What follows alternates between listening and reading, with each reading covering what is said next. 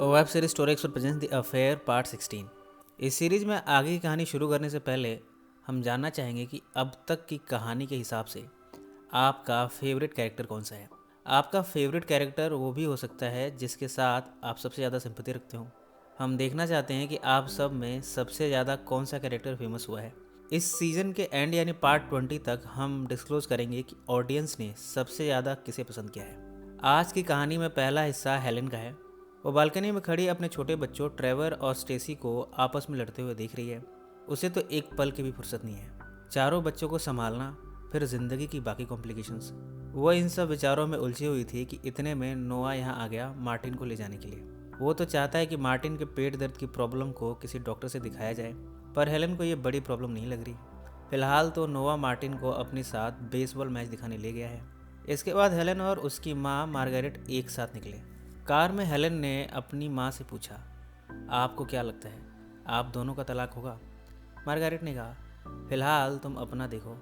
John ने हम सबको बुलाया है और वो प्रॉपर्टी के बारे में भला क्यों जानना चाहता है। हेलन ने कहा, मैंने आपको बताया था इस बारे में। अब आप जॉन के पास चले, वहाँ डैड भी पहुँच गए हैं, फिर देखते हैं। ये मीटिंग दरअसल जॉन ने बुलाई है हेलन और नोआ के डिवोर्स केस में आगे की रणनीति बनाने के लिए। मीटिंग में ब्रूस एज यूजुअल पैसों की बात करने लगा। वो हर किसी को पैसों से खरीदना चाहता है। उसने जॉन से कहा, हम पैसे देकर जज को खरीद क्यों नहीं लेते, फिर उसे हमारे हक में फैसला देना ही पड़ेगा। जॉन ने कहा, पैसों से बात नहीं बनेगी। मार्गारेट ने जॉन का पक्ष लेते हुए ब्रूस को डांटना शुरू किया। उसने कहा, हर कोई बिकाऊ नहीं होता, जज बड़े आदर्शवादी होते हैं। मार्गारेट के ऐसा कहते ही ब्रूस और वो आपस में बहसबाजी करने लगे। जॉन ने कहा, यहाँ हम हेलन के मसले को सुलझाने के लिए जुटे हैं। हमारे पास बस 1 घंटा है, आप लोग अपना मसला मत उठाइए। जॉन ने यह भी कहा, हेलन, तुमने वो एक्सीडेंट करके सब गड़बड़ कर दिया।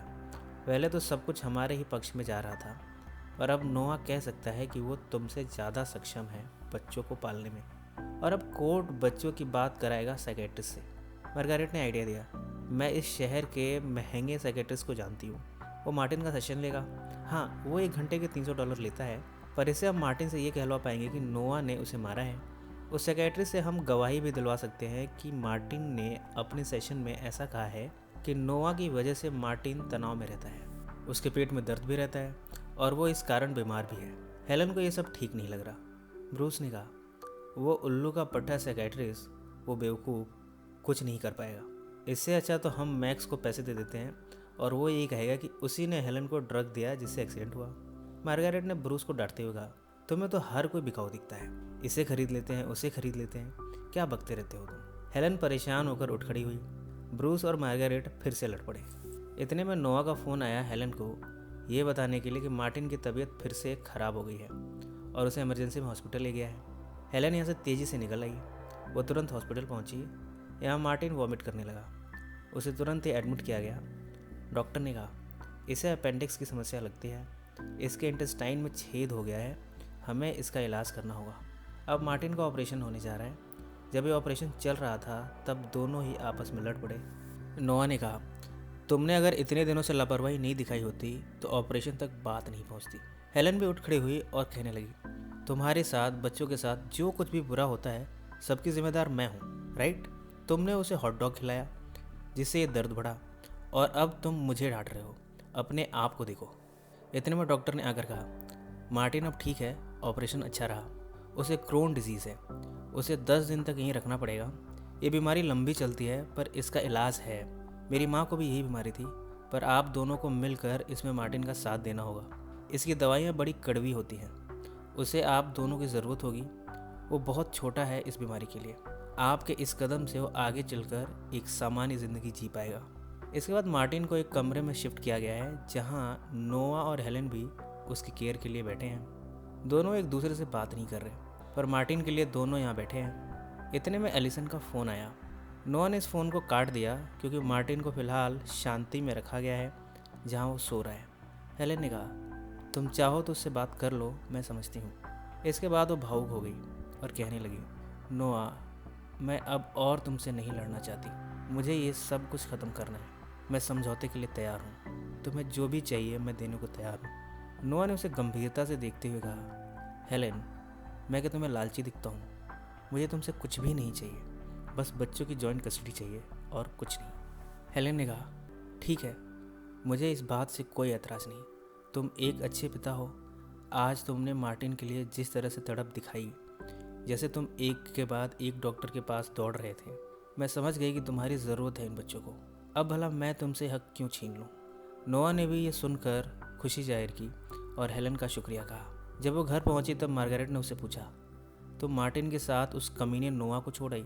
इससे हमारा केस और वीक होगा। जज तो यही कहेगा कि नोआ ज़्यादा काबिल है बच्चों की देखरेख के लिए। पर तुम फिक्र मत करो, तुम्हारे पिता जज को खरीदने वाले हैं। हेलन ने कहा, आप लोगों को किसी को भी खरीदने की ज़रूरत नहीं है, मैं उसे जॉइंट कस्टडी देने को राज़ी हूँ। मार्गारेट ने चौंकते हुए पूछा, तुम गलती कर रही हो, मुझे तो ये बिल्कुल भी पसंद नहीं। हेलन ने तेज स्वर में कहा, आपकी वजह से मेरा बच्चा मरते मरते बचा है। उसका ऑपरेशन हुआ है, 10 दिन हॉस्पिटल में रखा गया है। जब भी मैंने उसके इलाज की बात कही, आपने कहा कि उसे कुछ नहीं हुआ और बात यहाँ तक आ गई। मार्गारेट ने उससे कहा, तुम थकी सी लगती हो, आराम करो, बाद में बात करते हैं। पर हेलन अपनी माँ को इस समय माफ़ करने के मूड में नहीं है। वो इतने पर भी नहीं रुकी। उसने आगे भी कहा, मेरी शादी टूट रही है, इसके ज़िम्मेदार भी आप ही हैं। आपकी शादी ठीक नहीं चल रही थी। आपने हमेशा नोआ को नीचा महसूस कराया और उसने मुझे छोड़ दिया। वो मुझसे प्यार करता था, पर आप दोनों ने उसे हमेशा नीचा दिखाया, उसे अच्छा महसूस करने ही नहीं दिया। कभी एक दामाद का दर्जा भी नहीं दिया। हमेशा गरीब ही कहा। आप दोनों को पैसों के अलावा कुछ भी नहीं दिखता। आपको लगता है सब कुछ पैसा है। अगर ऐसा है तो आप दोनों खुश क्यों नहीं हैं? आपने मेरी ज़िंदगी बर्बाद कर दी। अगर आप और यहाँ रहीं तो पता नहीं क्या क्या बर्बाद कर देंगी। आप ये घर छोड़कर चले जाइए, मैं आपको अपने घर से निकालती हूँ। मार्गारेट को अब हेलन ने घर से निकाल दिया है। उसका सामान अब गाड़ी में रखा जा रहा है। जाते हुए मार्गारेट ने कहा, तुम्हारे पिता ने मुझे तलाक दे दिया है। ये कहकर वो कार में बैठ गई। अंदर आकर हेलन ब्रिटनी को गले से लगाकर फूट फूट कर रोने लगी। वो जितना रिश्तों को समेटने की कोशिश करती है, उतने ही बिगड़ते जा रहे हैं। उसे समझ नहीं आ रहा कि इनका कसूरवार वो किसे ठहराए, खुद को, अपने रिश्तों को, या फिर अपनी किस्मत को। कहानी अब प्रेजेंट में आ चुकी है। पास्ट में तो नोआ का डिवोर्स वाला केस सेटल हो गया है, पर प्रेजेंट में उसके सामने एक केस और है। हेलन इस सिलसिले में जॉन के पास पहुंची है। इस समय नोआ पर स्कॉटी के मर्डर का केस चल रहा है। वो जॉन से जानना चाहती है कि उसने नोआ को बचाने के संबंध में कोई सबूत पाया है या नहीं। जॉन ने कहा, मुझे एक शख्स मिला है जिसके पास ऐसा सबूत है जिससे नोआ बेकसूर साबित हो जाएगा। पर हेलन ने कहा, पर क्या? उसे रकम चाहिए $1,00,000।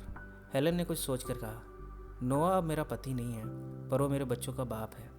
मैं उसे बचाने के लिए ये रकम देने को तैयार हूँ। ज़रूरत पड़ी तो मैं अपना घर भी बेच दूँगी, पर उसे बचाना आपकी जिम्मेदारी है। ऐसा कहकर वो चली गई। जॉन हेलन को जाते हुए देखने लगा और मन ही मन नोआ के प्रति उसके प्यार की सराहना भी करने लगा। इसके बाद जॉन ने तुरंत ही ऑस्कर को फ़ोन लगाया। पिछले पार्ट में रेस्टोरेंट के अंदर ऑस्कर ने जॉन को कोई नोट दिया था, पर वो क्या था और ऑस्कर के पास ऐसा कौन सा सबूत है जिससे नोआ बेगुनाह साबित हो जाएगा, ये हमें आगे की कहानी में पता चलेगा। अब कहानी का दूसरा हिस्सा जिसमें नोआ की कहानी बयां होगी, आज वो अपने बच्चों के साथ है। यहाँ आज वो बाकी बच्चों के साथ मार्टिन का बर्थडे सेलिब्रेट कर रहा है। पूरा घर डेकोरेट हो चुका है, केक भी आ चुका है। जब वो घर आया हेलन के साथ, तब सब छुप गए मार्टिन को सरप्राइज़ देने के लिए। उसके आते ही सब ने उसे सरप्राइज़ किया। सब ने साथ में बैठकर खाना खाया। जाते वक्त नोआ ने अपने बच्चों से प्रॉमिस करते हुए कहा, बहुत जल्द तुम्हें क्राउन हाइट्स में मेरा नया घर रहने को मिलेगा। विट्नी ने पूछा, घर बड़ा तो है ना, कितने कमरे हैं? नोआ ने कहा, 2 बेडरूम है। इस पर विट्नी का जवाब था, नहीं चलेगा, इतने छोटे घर में हम नहीं आएंगे। नोआ ने उसे समझाने की कोशिश की।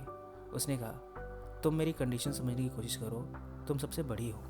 इस पर हेलन ने कहा, इस वीकेंड पर तुम इनसे इसी घर में मिल लेना, मैं अपनी सहेली के यहाँ कहीं चली जाऊँगी, इसमें क्या हर्ज है।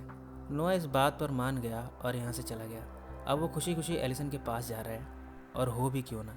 एक तो बच्चों की जॉइंट कस्टडी उसे बिना केस लड़े ही मिल गई। हेलन ने इतनी संवेदनशीलता दिखा दी और अब वो एलिसन को पूरा वक्त दे पाएगा। काफ़ी समय से वो उससे नहीं मिल पाया, उसकी कॉल्स भी अटेंड नहीं कर पाया। अब वो उसके लिए फूल ले जा रहा है, पर उसे यहाँ एलिसन नहीं बल्कि उसकी माँ एथेना मिली है। उन्होंने बताया कि वो बीच पर गई है नहाने के लिए। नोआ फूल लिए बीच पर पहुँचा है। वो बड़ा खुश है। खुशी में एलिसन को पास के रेस्टोरेंट में खाना खिलाने ले गया है। यहाँ उसने कहा, अब सारी टेंशन ख़त्म, अब हम हमेशा साथ में रहेंगे। एलिसन ने बड़ी उत्सुकता से पूछा, वो कैसे? इस पर नोआ का जवाब था, हेलन से तलाक हो गया और अब बिना केस लड़े ही बच्चों की जॉइंट कस्टडी मुझे मिल रही है। आई एम सॉरी, पिछले 10 दिनों में मैं तुमसे बात नहीं कर पाया। मैंने इन 10 दिनों में सिर्फ तुम्हारे बारे में सोचा है। मैं तुम्हें मिलकर सरप्राइज़ भी करना चाहता था। एलिसन ने खाते हुए खामोशी भरी आवाज़ में कहा, अच्छी बात है, अब तो तुम्हारी सारी दिक्कतें ख़त्म हो गई, पर ताजुब है कि तुमने मुझे इतने दिनों में एक फ़ोन भी नहीं किया। इस पर नोआ का जवाब था, मैं हमारे लिए ही तो गया था, हमारे लिए तो मैं रास्ता तलाश कर रहा था, और अब जब सब ठीक हो गया है तब तुम मुझसे खफा हो। एलिसन ने गुस्से में कहा, मैंने तुम्हारी किताब पढ़ी है, वैसे तुमने अच्छा लिखा है मेरे बारे में। मैं सिर्फ एक जिस्मानी संबंध बनाने की चीज़ हूँ, है ना? मैंने और भी शब्द पढ़े। तुमने मेरी नरम छातियों के बारे में, मेरे पुट्ठों के बारे में, मेरे जीभ के बारे में इतनी अश्लीलता से लिखे हैं। नोआ ने कहा, एलिसन तुम गलत समझ रही हो, मैं तुम्हारी इंसल्ट नहीं करना चाहता था। इस किताब को पूरा पढ़ो तब समझ पाओगी, ऐसे तुम समझ ही नहीं पाओगी। एलिसन ने कहा, नहीं, अब मुझे कुछ पढ़ना भी नहीं है, तुमने ठीक ही तो लिखा है। मैं सिर्फ मर्दों से संबंध बनाने की भूखी हूँ। मैं तुमसे यूँ मिली, तुमसे रिश्ता बनाया, तुमने सोचा कि मैं तो ईजिली अवेलेबल लड़की हूँ। नोआ ने उसे समझाने की कोशिश की, पर एलिसन के दिमाग से वो शब्द नहीं निकल पा रहे हैं जिन्हें उसने नोआ की किताब में अपने बारे में पढ़े हैं। नोआ ने बातों की दिशा बदलने के क्रम में कहा, मैंने क्राउन हाइट्स में वो 2 बेडरूम वाला घर ले लिया है, अब हमें वहाँ के लिए निकलना चाहिए। एलिसन का जवाब था, अभी मैं योगा टीचर बनने के लिए यहाँ ट्रेनिंग ले रही हूँ और तुम भी मेरे साथ कुछ दिन यहीं पे रह लो, तब तक मैं सीख भी लूँगी। इसके बाद एलिसन अपनी क्लास लेने में मशगूल हो गई, जबकि नोआ बाहर बैठा अपनी राइटिंग का काम करने लगा। इतने में एलिसन की माँ एथना यहाँ आ गई। उनका काम है लोगों को इंडियन फिलोसफी के हिसाब से 7 चक्रों के बारे में जागरूक बनाना, उनकी टेंशन को दूर करना। उन्होंने इंसान के 7 चक्रों जैसे मूलाधार चक्र या फिर कह लीजिए कुंडलिनी चक्र, इस पर अच्छी खासी स्टडी की है। अब वो नोआ के साथ भी इस थेरेपी के जरिए उसकी कुंडलिनी चक्र पर काम कर रही हैं। इस सेशन में हालांकि एथेना उसकी कुंडलिनी चक्र पर फोकस कर रही थी, जबकि नोआ को एक धुंधली इमेज दिख रही है जिसमें वो तेज़ गाड़ी चला रहा है। अचानक से उसकी गाड़ी के आगे एलिसन आ जाती है। अब इस विजुअल का क्या मतलब है ये उसे भी नहीं पता। इस सेशन के बाद वो यहाँ से बाहर आ गया। उसने एलिसन को चलती हुई क्लास के बीच से ही उसका हाथ पकड़कर बाहर लाना शुरू किया। बाहर लाकर उसने कहा, तुम सिर्फ एक योगा क्लास के लिए यहाँ रुकी हुई हो और मुझे रोका हुआ है, तुम मेरे साथ जाने से मना क्यों कर रही हो? एलिसन ने कहा, मैं तुम्हारी जायदाद नहीं हूँ, मैं तुम्हारी किताब में नहीं रहती हूँ, मैं एक इंसान हूँ और मैं यहाँ अपना काम कर रही हूँ। थोड़ी खामोशी के बाद एलिसन ने कहा, मैं प्रेग्नेंट हूँ। ये सुनकर नोआ के चेहरे के भाव बदल गए हैं। ये दोनों अब घर आ गए हैं। एलिसन तो सो गई, पर नोआ रात भर अपनी किताब पर काम करता रहा। किताब लिखते हुए उसे वो इमेज दिख रही है जब वो अपनी तेज़ कार से एलिसन का एक्सीडेंट कर देता है। इतने में उसकी किताब पूरी हो गई है। उसने हैरी को फ़ोन किया और कहा, हैरी, किताब पूरी हो गई है। इसी नोट पर कहानी का ये हिस्सा यहीं समाप्त हो जाता है। आगे की कहानी हम अगले पार्ट में डिस्कस करेंगे। अगर आप अगला पार्ट भी देखना चाहते हैं तो कमेंट में मेंशन करना ना भूलें। सो फ्रेंड्स, फिर मिलेंगे ज़िंदगी के किसी नए मोड़ पर।